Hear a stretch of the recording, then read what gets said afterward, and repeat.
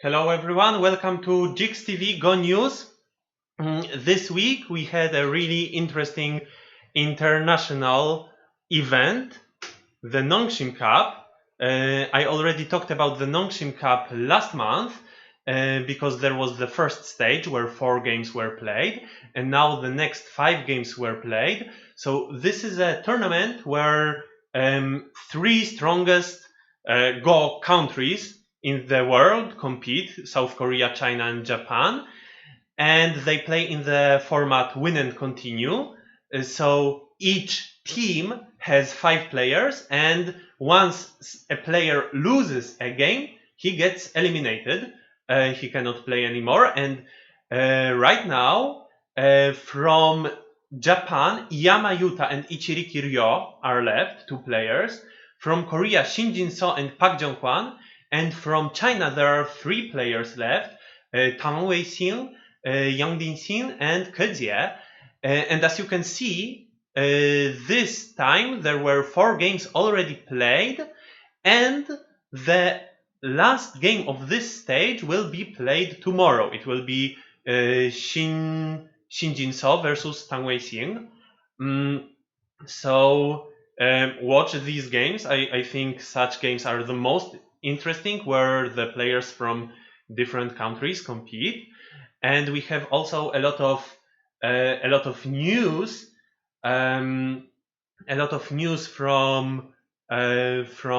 Asian countries. So first of all, OSA final is happening, and Kagen is playing against Shibano Teramaru. As you remember from previous episodes, Shibano Teramaru was leading 2-1, and it is best of 5, so he was already close. But then Kagen won 1 game. By the way, Kagen is a Taiwanese player who became professional in Japan. He is called Fujisawa. And how was the game? Oh, the game was, I think, pretty interesting. In the opening, Kagen played this peep, and White tried to counterattack. So, well, it became a very complex fight, a few groups being cut, but White was forced into pretty bad shapes. So, first of all, here he needed to play the empty triangle. If White plays Hane, then there is this nice trick. So here the first empty triangle, then escaping with the other group also with the empty triangle 1 and the second one, and even later another empty triangle came here. So maybe White's shapes were a bit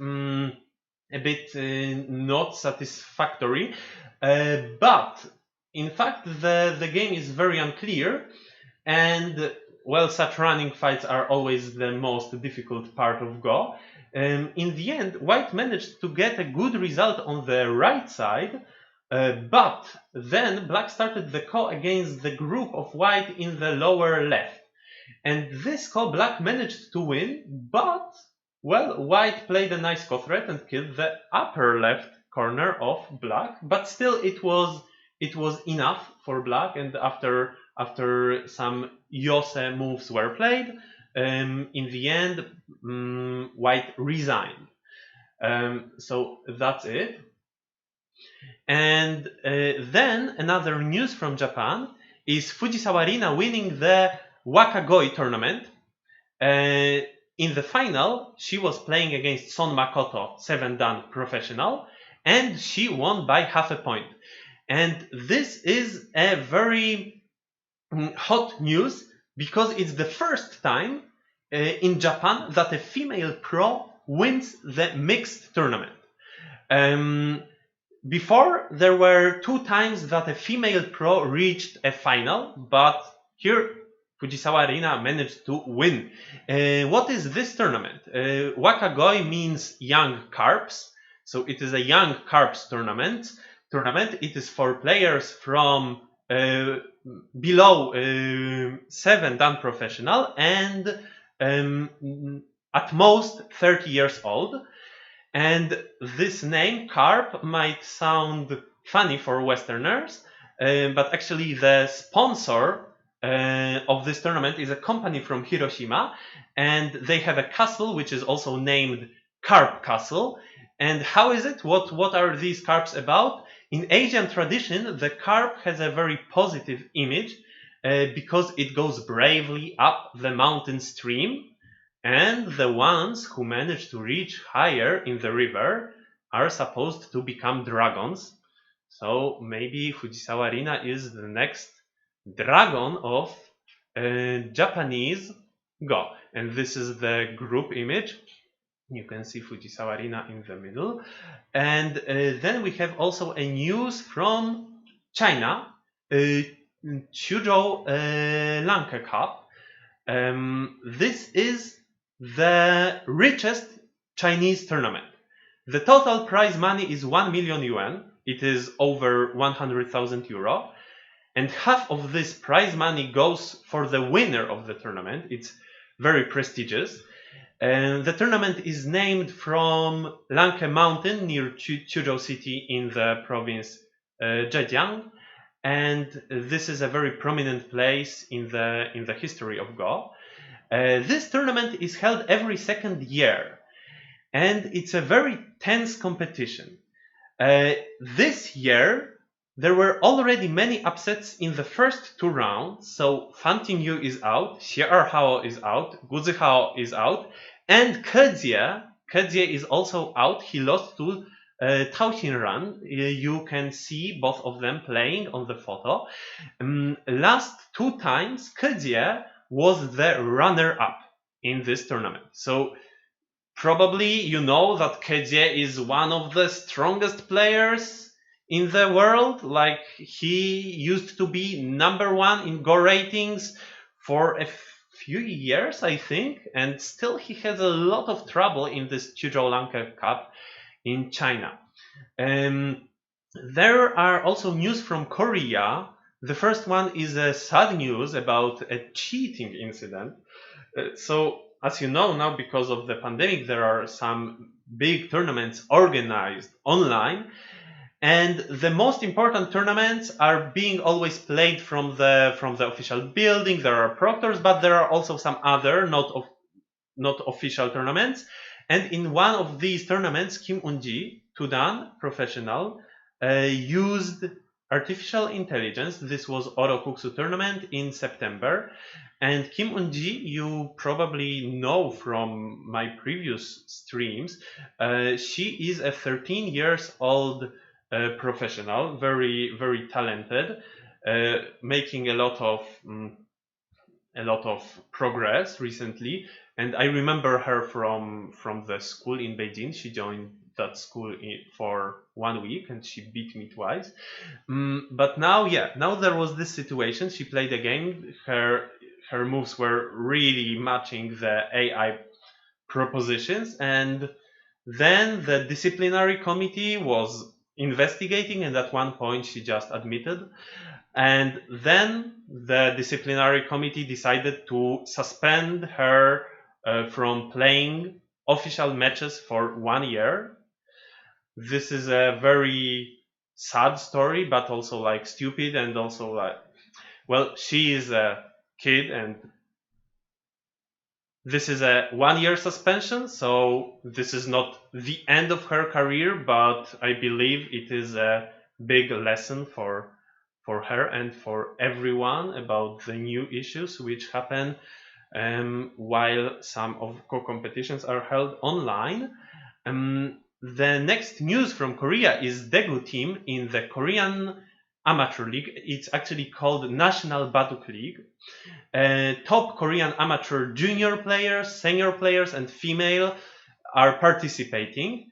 There are 18 teams. And why are we talking about this Daegu team? They have just reached the quarterfinals, and this team is well known for Europeans because it visited the European Go Congress twice. First time was in 2016 in St. Petersburg. You can see the photo on the left. They are playing a simultaneous game. And next, in 2019, they came to Brussels. and they played a weekend tournament, and 3 of them got top 5 places. They are really strong, and they are doing good also in the Korean amateur league. And now we have a news from Taiwan. This is the first Taiwanese Mingren. As you may know, Mingren is the equivalent of Japanese Meijin. It means the brilliant man, and this is a very prestigious competition. I think it is the highest prize money in Taiwanese Go. For the winner, there are 1,800,000 Taiwanese dollars, which is 53,000 euros. So it is similar to that Fujisawa Cup in China. And because this is the first edition of this tournament, there is no title holder and the runner-up. There was just a knockout, and in the semifinals, it was best of 3. Here you can see the 4 semifinalists on the photo, and now the final started. Xu Haohong, Shiduan, his title is Shiduan, is one of the players. He beat his opponent 2-0 in the semifinal, and Lin Junyan also beat his opponent 2-0. And Xu Haohong is the highest rated Taiwanese player at the moment. Shiduan, his title is the equivalent of Japanese Judan. It means 10 dan, but the official rating is 7 dan professional anyway, but he is holding that title of 10 dan.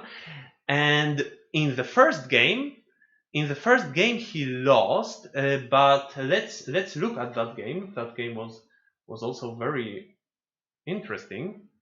Xu Haohong is black, and wait, how was that game? It started with this interesting joseki. I didn't really see it before.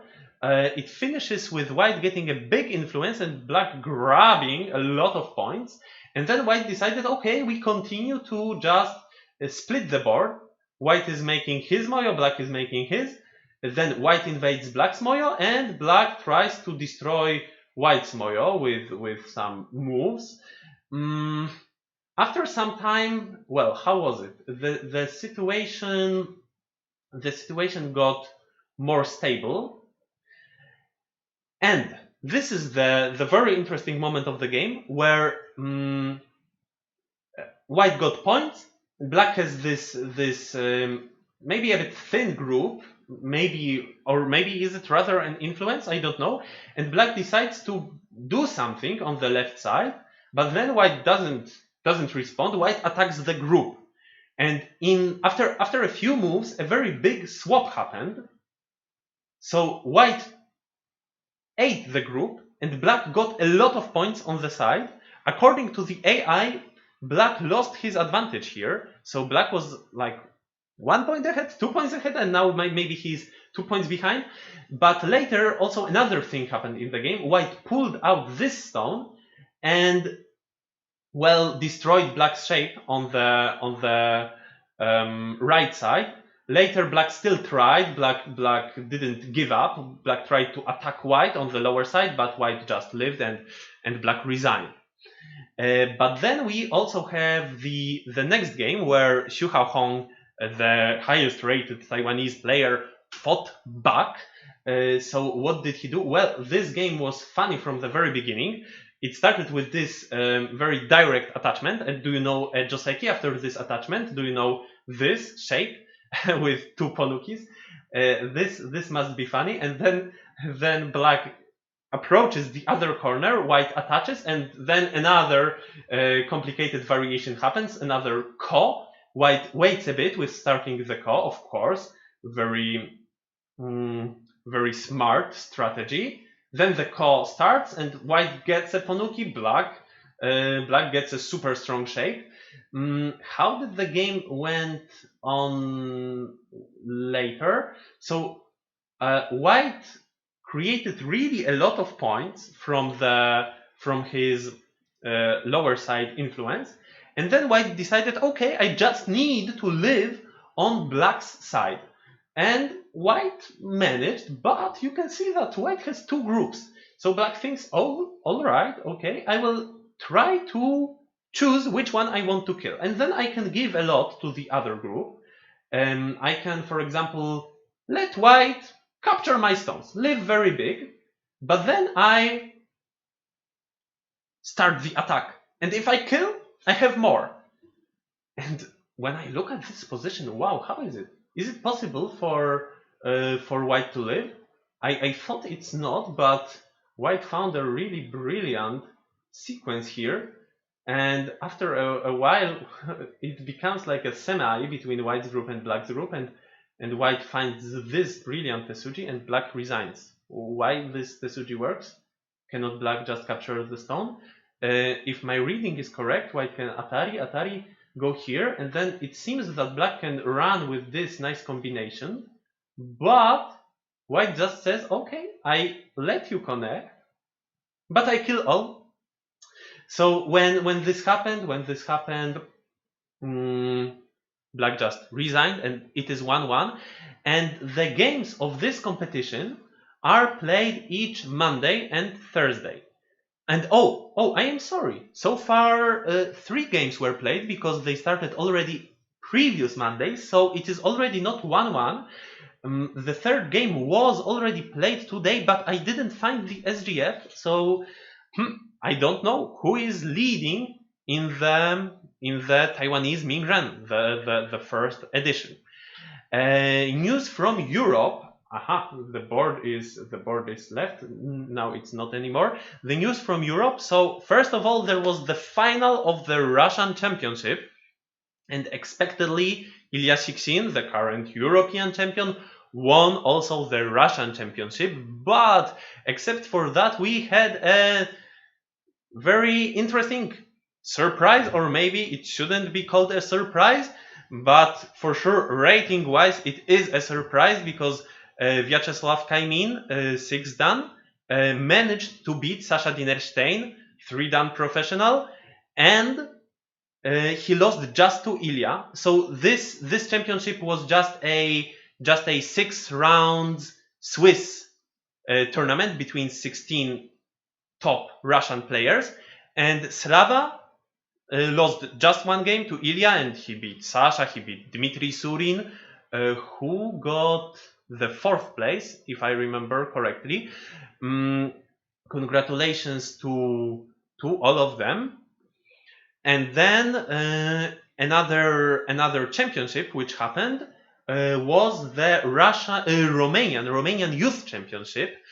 And actually, I didn't find the full results yet. I just know that there were 4 categories and over 60 players participating. So the highest category was under 25, and this was won by Dariusz Debranis, 3 dan, and Denis Debranis, he won 4 dan. He's 4 dan, and he won the under 20 category. And then there was also a category under 16 and under 12, but I think the results are not published yet, unfortunately. And that's it about the news. And now let's go to the parts with the interviews. And the first interview is actually an interview with me, so I will not introduce myself. I will just show the interview. Today we will have an interview with Stanisław Frejlak from Poland. How old are you, Stanisław? I am 24. And since when are you playing Go? Since I was 6. My dad taught me, and Go was my main hobby for years.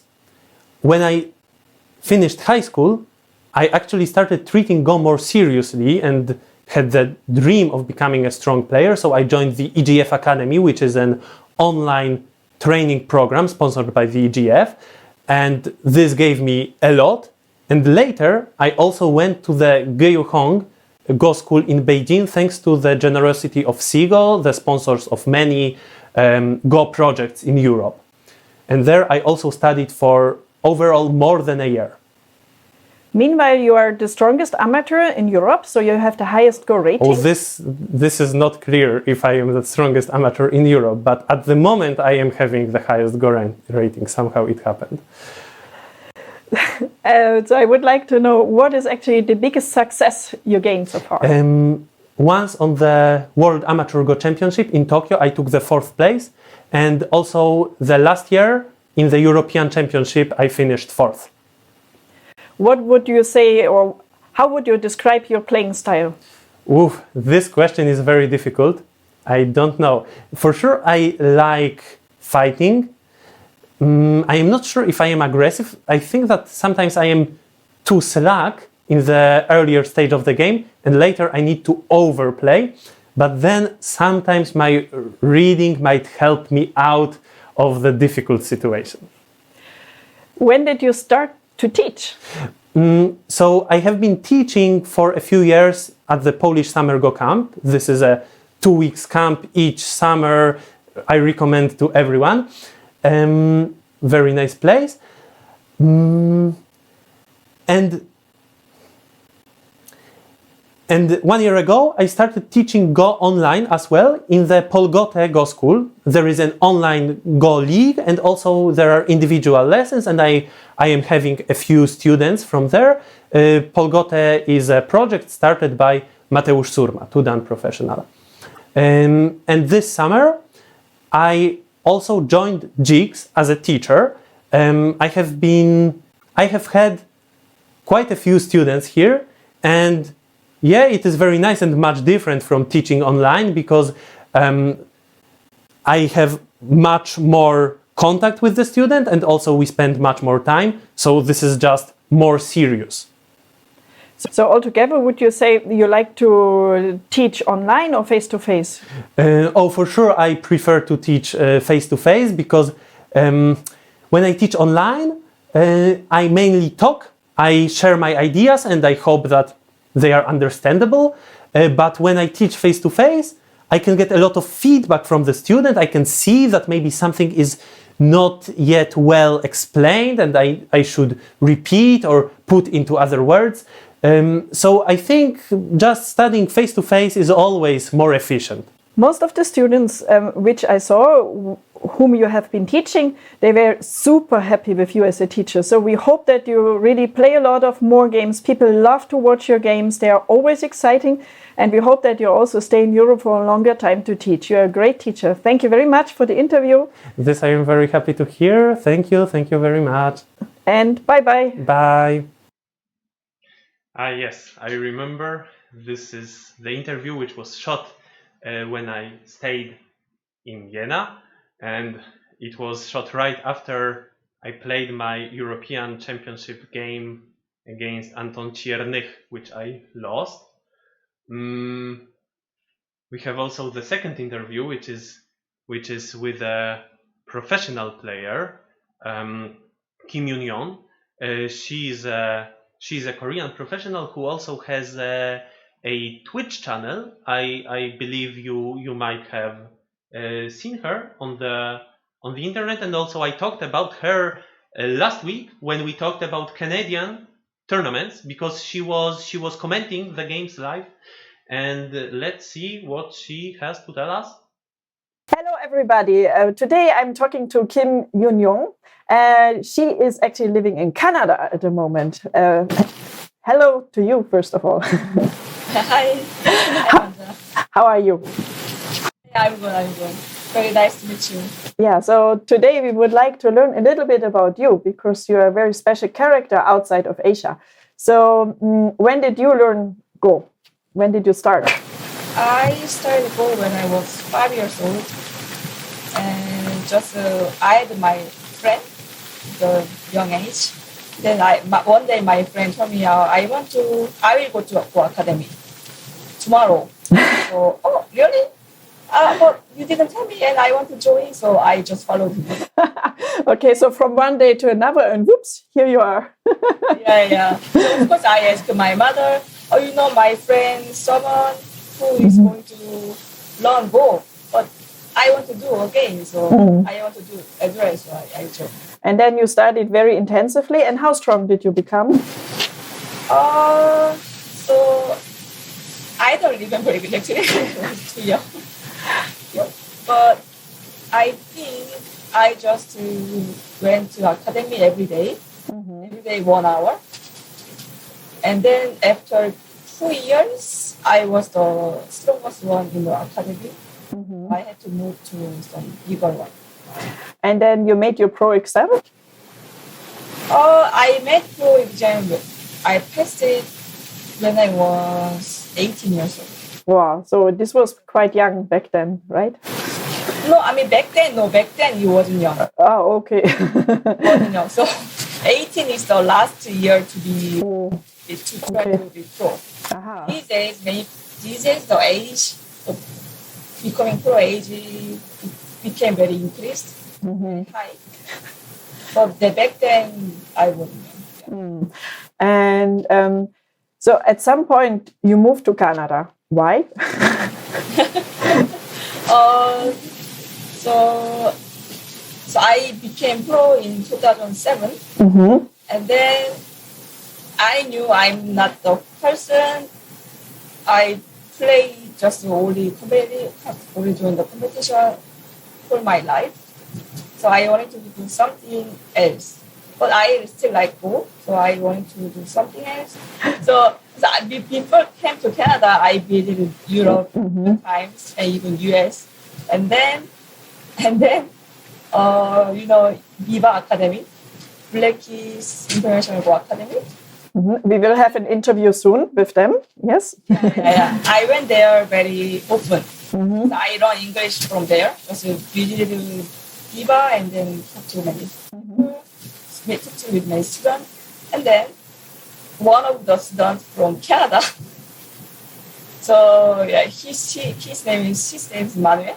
Anyway, he was one of the strongest in Canada, and then he went to Korea to learn Go. That's how you got in touch with Canadian Go player, and that's how you got the idea. And then finally we started dating. Aha. Yeah. Now it's getting interesting, okay? Sorry. And then, so right now, 1 year ago we got married. Oh, okay. So no chance to get you anymore. All right.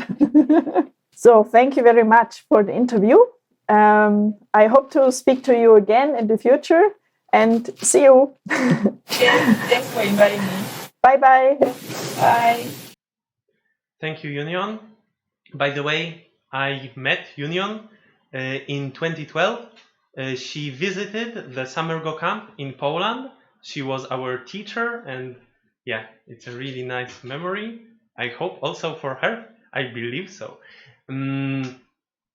We go to the fun part of our show. So first of all, an announcement, a Christmas special. We will have a sort of a game, of a puzzle, or I don't know. In the upcoming shows before Christmas, there will be Christmas trees hidden somewhere. I don't know where. We will see.